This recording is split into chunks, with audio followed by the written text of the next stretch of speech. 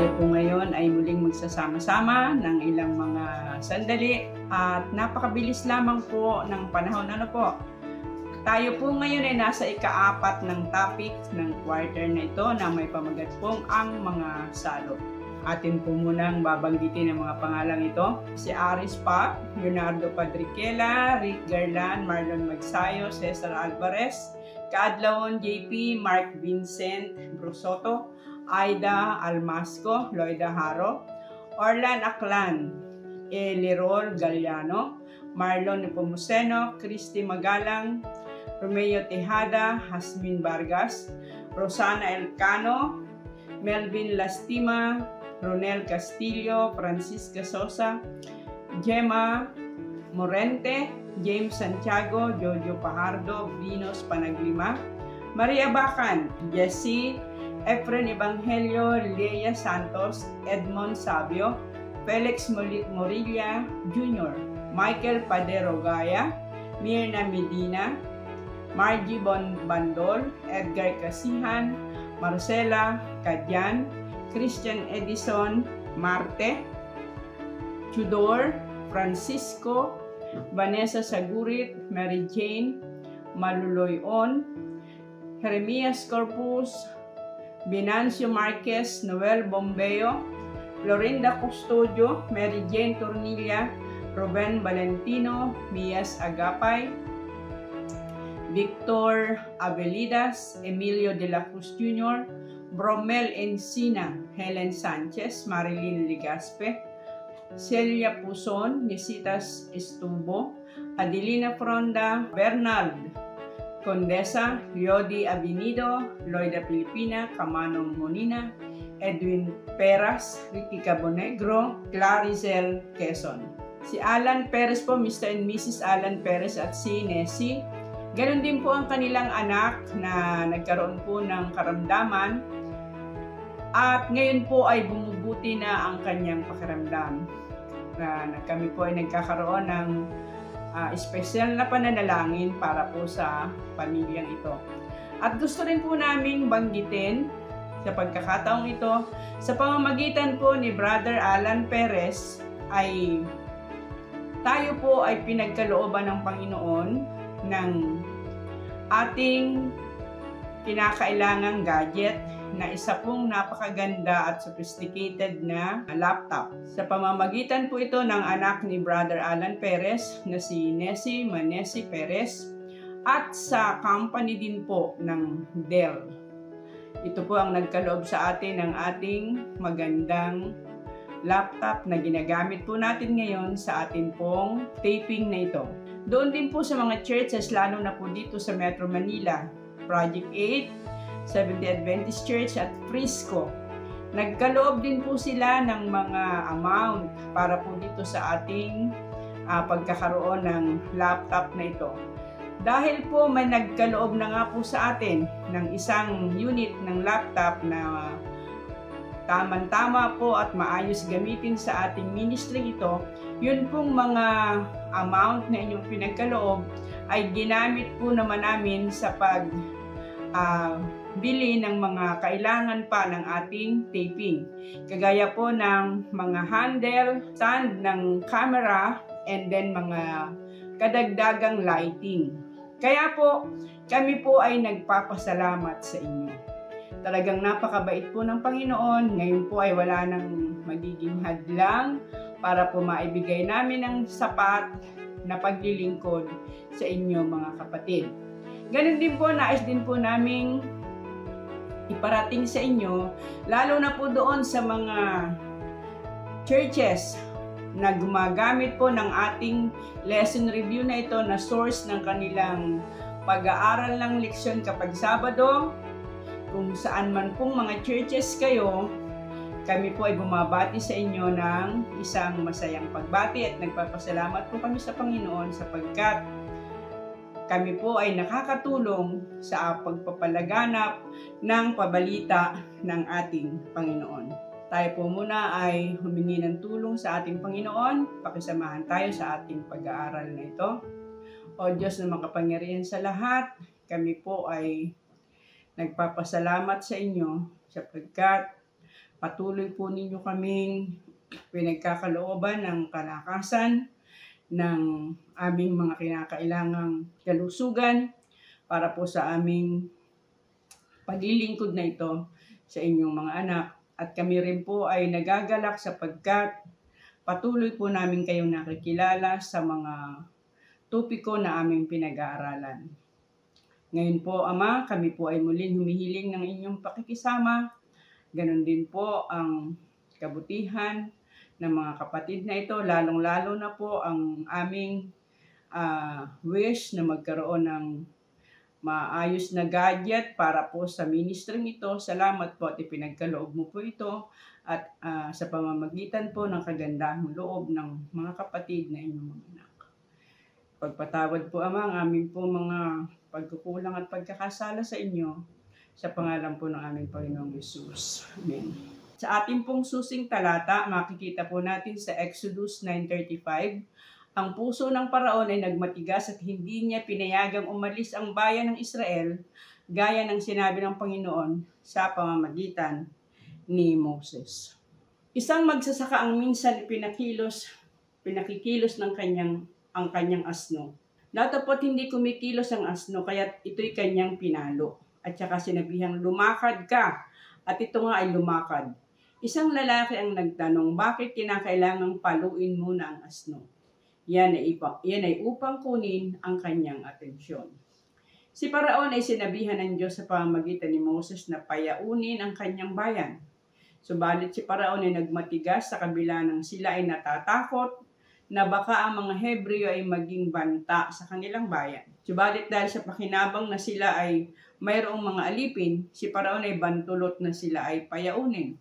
Kaya't kinakailangan ng Diyos na siya ay pukawin at ipakilalang siya ang tunay na Diyos na dapat kinikilala ng lahat. Narito po ang mga katanungan na ating pong pag-uusapan ngayon. Number 1, anong mahalagang aral ang nais ituro ng Diyos tungkol sa mga Diyos ng Ehipsyo? Number 2, sino nga ba ang nagpatigas ng puso ni Paraon? Number 3, ano ang kahalagahan ng unang 3 salot? Number 4, papaano pa higit na sinikap ng Diyos pakilala kay Paraon at sa lahat ng mga Ehipsyo? And number 5, ano ang layunin ng lahat ng mga salot na kanyang ibinigay kay Paraon at mga Ehipsyo? Balik po tayo sa question number 1, anong mahalagang aral ang nais ituro ng Diyos tungkol sa mga Diyos ng Ehipsyo? Alright, nice ko rin pong bigyang panahon ang pagpapasalamat muna sa Dell Company na siyang nagkaloob sa atin ng talaga po namang tinitingnan ko sa Lazada ang halaga ay talagang hindi ko po kakayanin. Subalit ipinagkaloob, kaya maraming salamat po. Sana pagpalain ng Panginoon ang kampaning ito na lalo pa nawang makapaglingkod sila sa marami pang mga tao. So, ngayon po ay tutuloy tayo sa katanungan sa patungkol sa mahalagang aral na nais ng Diyos na ibigay sa mga Ehipsyo patungkol sa kanilang mga kinikilalang Diyos. Titingnan po natin sa Exodus 7:8 hanggang 15, ano po ba ang sinasabi? At nagsalita ang Panginoon kay Moses at kay Aaron na sinasabi, pagsasalita ni Paraon sa inyo na sasabihin, magpakita kayo ng isang kababalaghan sa ganang inyo, ay iyo ngang sasabihin kay Aaron, kunin mo ang iyong tungkod at ihagis mo sa harap ni Paraon na magiging isang ahas. At si Moses at si Aaron ay naparoon kay Paraon at kanilang ginawang gayon, gaya ng inuutos ng Panginoon. At inihagis ni Aaron ang kanyang tungkod sa harap ni Paraon at sa harap ng kanyang mga lingkod at naging ahas. Nung magkagayoy, tinawag naman ni Paraon ang mga marunong at ang mga manghuhula at sila naman na mga mahiko sa Ehipto ay gumawa ng gayon ding paraan ng kanilang pag-ingkanto, sapagkat inihagis ng bawat isa ang kanya-kanyang tungkod at nangaging ahas. Ngunit nilamon ng tungkod ni Aaron ang mga tungkod nila. At ang puso ni Paraon ay nagmatigas, hindi niya dininig sila, gaya ng sinalita ng Panginoon. At sinabi ng Panginoon kay Moses, ang puso ni Paraon nagmatigas, ayaw niyang paalisin ang bayan. Pumaroon ka kay Paraon, kinaumagahan, narito siya pasa sa tubig, at ikaw ay tatayo sa tabi ng ilog upang matagpuan mo siya. at ang tungkod na naging ahas ay iyong tatangnan sa iyong kamay. Ayan. So, dito po kung ating babasahin, parang simpleng ganun-ganun lang yung kwento. Dapat kung ating pong aalamin ang kultura ng mga Ehipsyo, sila po ay mayroong mahigit sa 1,500 mga Diyos-Diyusan. At ang isa sa kanilang kinikilalang Supreme God, yung pinakamataas na Diyos, ay ang cobra na tinatawag nilang Urios o Wadjet. Ano po? Ito yung kanilang Supreme God. Datapwat dito nais ipakilala ng ating Panginoong Diyos na ang kanilang kinikilalang Diyos ay kayang hawakan sa buntot ni Moses at ni Aaron. At ito ay magiging karaniwang tungkod. Sapagkat mayroong higit na dakilang Diyos, ang Diyos na kung tawagin ng mga Hebreo ay Jehovah. Ano po? So ito yung dakilang Diyos. Ito yung tunay na Supreme God, hindi yung cobra. At kung inyo pong mapapansin sa mga picture ng mga paraon, yung kanilang pinaka parang kuruna ay mayroong kubra sa pinakagitna sapagkat ito pala yung kanilang Supreme God. Ipinapakilala ng Diyos na walang ibang Supreme God kung hindi siya lamang. Okay, at ngayon po sa pangalawa nating katanungan, sino nga ba ang nagpatigas ng puso ni Paraon? Ayan.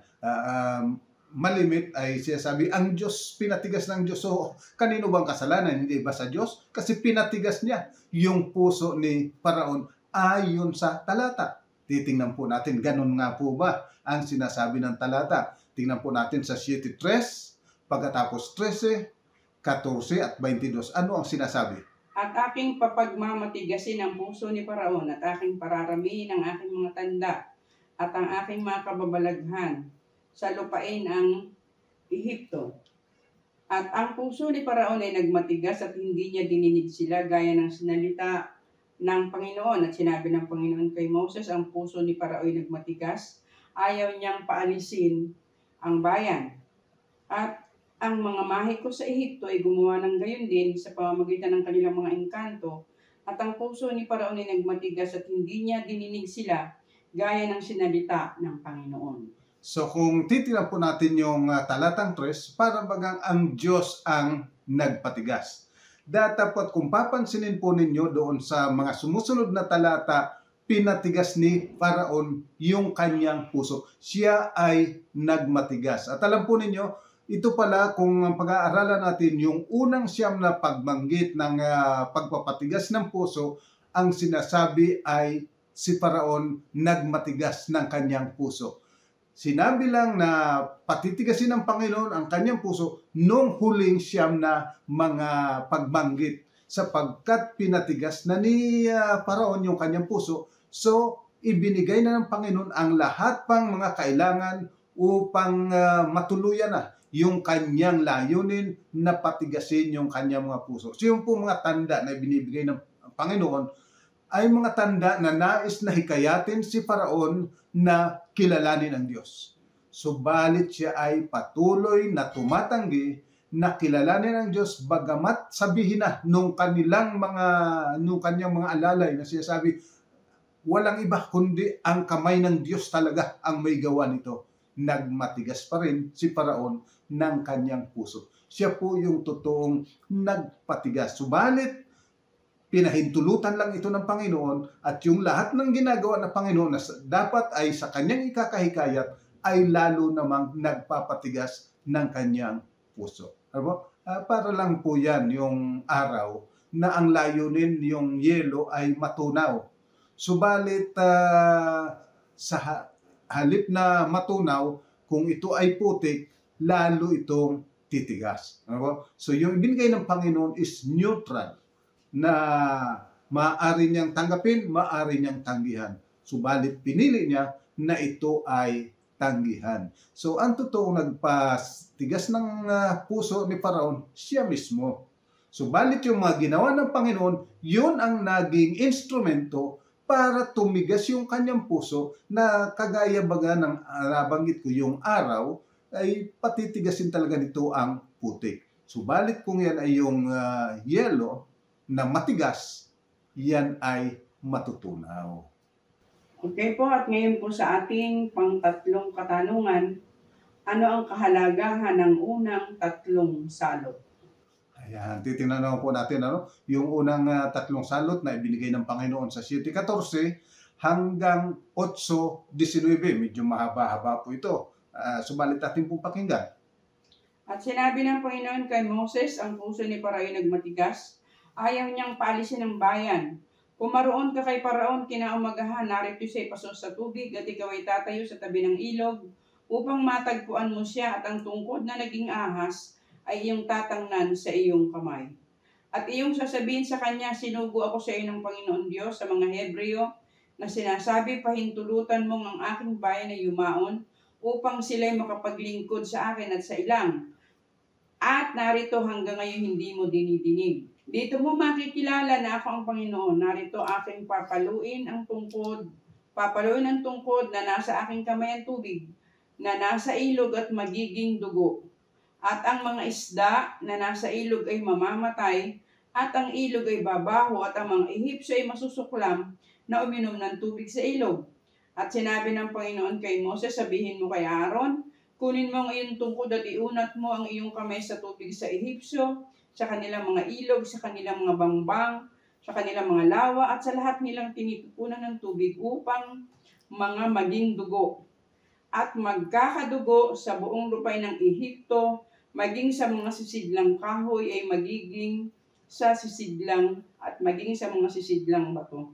At ginawang gayon ni Moses at ni Aaron, gaya ng iniutos ng Panginoon, at kanyang itinaas ang tungkod at pinalo ang tubig na nasa ilog sa paningin ni Paraon at sa paningin ng mga lingkod, at ang lahat ng tubig na nasa ilog ay naging dugo. Ang mga isda na nasa tubig ay namatay, at ang ilog ay bumaho, at ang mga Ehipsyo ay hindi makainom ng tubig sa ilog, at nagkadugo sa buong lupain ng Ehipto. At ang mga mahe ko sa Ehipto ay gumawa ng gayon din sa pamamagitan ng kanilang mga engkanto, at ang puso ni Paraon ay nagmatigas at hindi niya dininig sila gaya ng sinalita ng Panginoon. At si Paraon ay pumihit at umuwi sa kanyang bahay, at hindi man lamang nabagabag ang kanyang puso. At lahat ng mga Ehipsyo ay humukay sa palibot ng ilog upang makasumpong ng tubig na maiinom, sapagkat sila hindi makainom ng tubig sa ilog. At naganap ang 7 araw pagkatapos na masalot ng Panginoon ang ilog. At sinalita ng Panginoon kay Moses, pasukin mo si Paraon at sabihin mo sa kanya, ganito ang sabi ng Panginoon, tulutan mong yumaon ng aking bayan upang ako'y mapaglingkuran nila. At kung ayaw mo silang payaunin, ay narito aking sasalutin ng mga palaka ang inyong mga buong lupain. At ang mga ilog ay mapupuno ng mga palaka na magsisiahon at magsisipasok sa iyong bahay, at sa iyong tulugan, at sa iyong higaan, at sa bahay ng iyong mga lingkod, at sa inyong bayan, at sa inyong mga hurno, at sa inyong mga masa ng tinapay. At kapwa aakyatin ng mga palaka, ikaw at ang iyong bayan, at lahat ng iyong mga lingkod. At sinabi ng Panginoon kay Moses, sabihin mo kay Aaron, iunat mo ang iyong kamay, pati ang iyong tungkod sa mga ilog, sa mga bangbang, at sa mga lawa, at magpaahon ka ng mga palaka sa lupain ng Ehipto. At iniunat niya Aaron ang kanyang kamay sa tubig sa Ehipto, at ang mga palaka ay nagsiahon at tinakpan ng Ehipto. At ang mga mahe ko ay gumawa ng gayon din sa pamamagitan ng kanilang mga engkanto, at nagpaahon ng mga palaka sa lupain ng Ehipto. Nang magkagayon, tinawag ni Paraon si Moses at si Aaron at sinabi, manalangin kayo sa Panginoon na alisin na ang mga palaka sa akin at ang aking bayan, at aking tutulutang yumaon ng bayan upang sila'y makapaghain sa Panginoon. At sinabi ni Moses kay Paraon, magkaroon ka ng kalawalhatian ito sa akin. Anong oras isasamo kita at ang iyong mga lingkod at ang iyong bayan, upang ang mga palaka ay malipol sa iyo at sa inyong mga bahay, at mga tira na lamang sa ilog.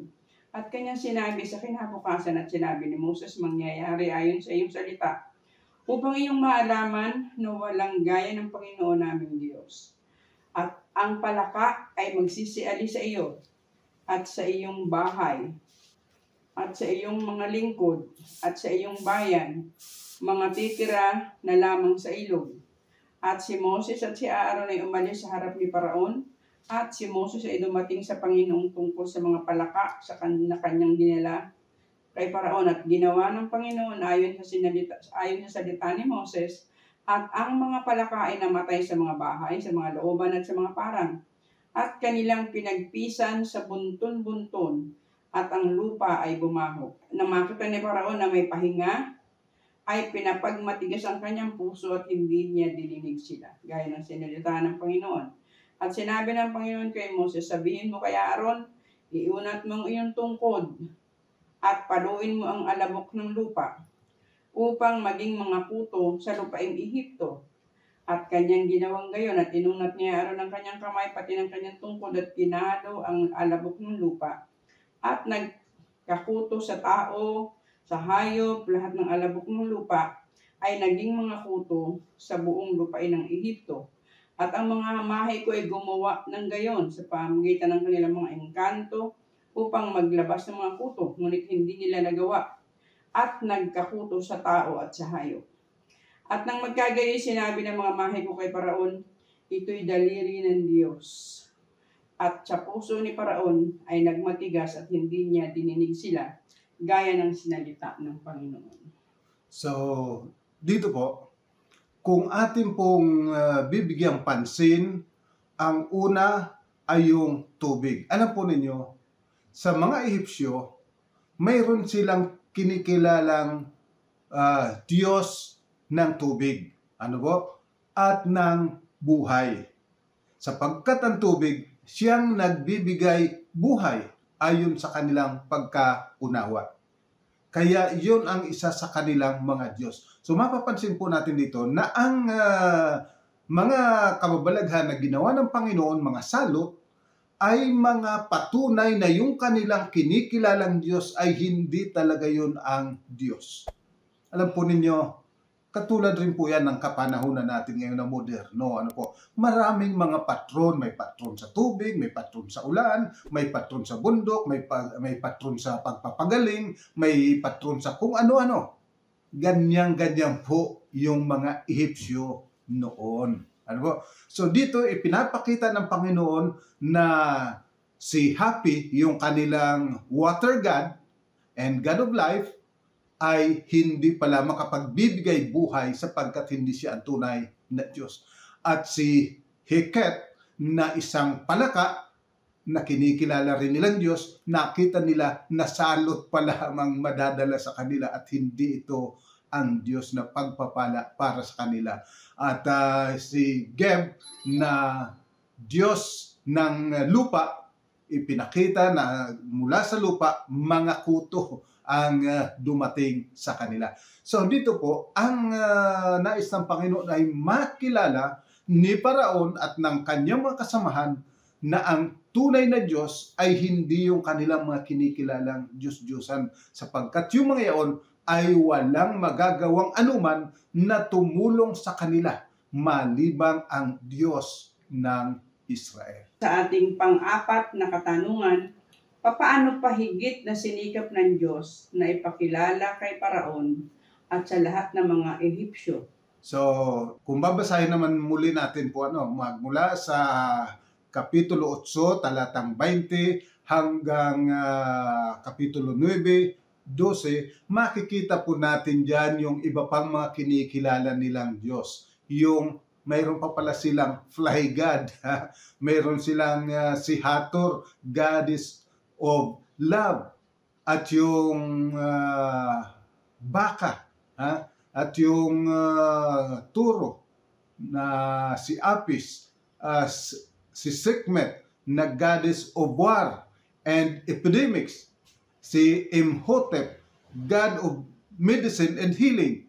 Lahat pong ito ay ginawa ng Panginoon na makilala nila na wala itong mga pakinabang, wala itong magagawa, walang anuman ito sapagkat ito'y hindi tunay na Diyos. Sa imagination lamang nila ito ay Diyos, sa imagination lamang nila ito ay makatutulong. Kagaya rin po ng nangyayari ngayon na napakaraming mga patron na kung ano-anong kanilang function na walang totoong magiging anumang tulong.